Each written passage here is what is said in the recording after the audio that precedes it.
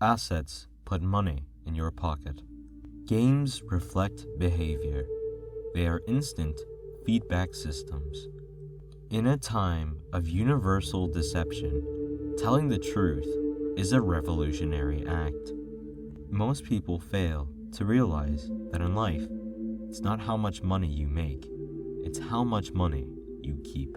It's not what happens in one's life that matters, but it's the meaning one puts on what happens that matters. Today, I have expensive attorneys, accountants, real estate brokers, and stockbrokers. Why?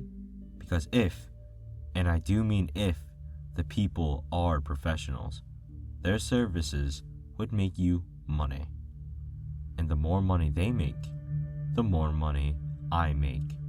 If I make great profits in the stock market, I pay my capital gains tax on the gain and then reinvest what's left in real estate, again further securing my asset foundation. Remember what I said before, a job is only a short-term solution to a long-term problem.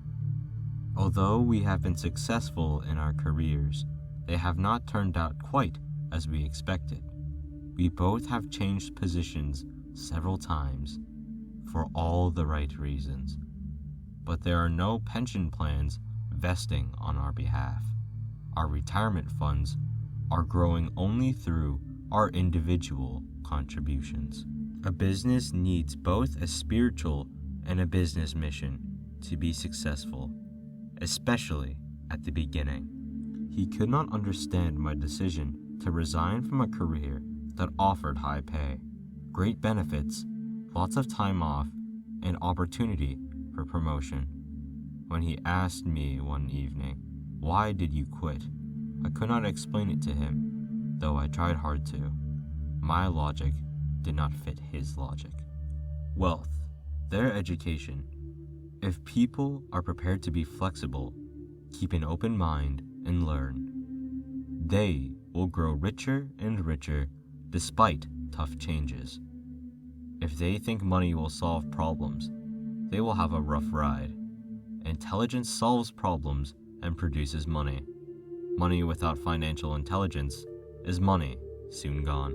I noticed that people really do shape their lives through their thoughts. Start minding your own business.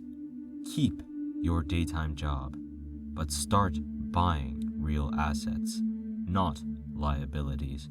I will move my money in for a week to a month while the stock moves up. Then I pull my initial dollar amount out and stop worrying about the fluctuations of the market, because my initial money is back and ready to work on another asset.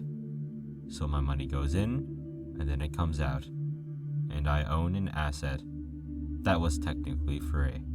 Rich people acquire assets. The poor and middle class acquire liabilities.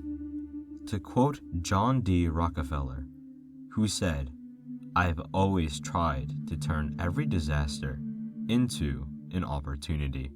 People are trainable. They can be trained to be either employees or entrepreneurs. The most important conversation is the one you are having with yourself. If you learn life lessons, you will do well.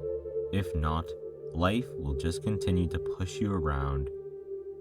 People do two things. Some just let life push them around. Others get angry and push back. But they push back against their boss, or their job, or their husband, or wife.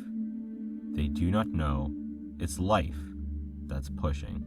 Only difference between rich people and poor people is what they do in their spare time. In times of change, learners inherit the earth, while the learned find themselves beautifully equipped to deal with a world that no longer exists. Education is one way to be rich. Financial wealth is another way to be rich.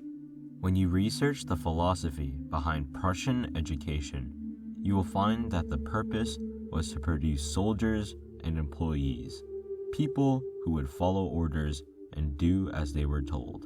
The Prussian system is for mass-producing employees. They work harder, but don't get ahead. What is missing from their education is not how they make money, but how to manage money. It's called financial aptitude. What you do with the money once you make it. How to keep people from taking it from you. How to keep it longer. And how to make that money work hard for you. Most people don't understand why they struggle financially because they don't understand cash flow. A person can be highly educated, professionally successful, and financially illiterate. These people often work harder than they need to because they learned how to work hard, but not to have their money work hard for them. Both of my dads were generous men. Both made it a practice to give first. Teaching was one of their ways of giving.